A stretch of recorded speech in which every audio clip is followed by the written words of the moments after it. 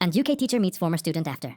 10 years. What she said will melt your heart. It had been nearly 10 years since Mr. Walker last taught at St. Mary's Secondary in Leeds. He had moved schools a few times, met hundreds of students, and often thought about the ones he had worried for the most. One rainy afternoon, while grabbing a coffee in town, he heard someone call his name.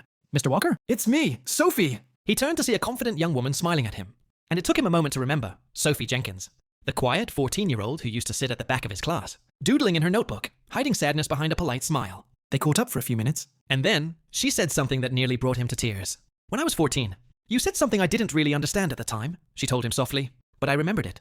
And honestly, it changed me. It reminded him of the day she had come to class in tears after being excluded by her friends. He had sat with her after the lesson and asked gently, "Does feeling lonely feel worse than this? Because if it doesn't, then maybe being alone is better than being surrounded by people who make you feel this way."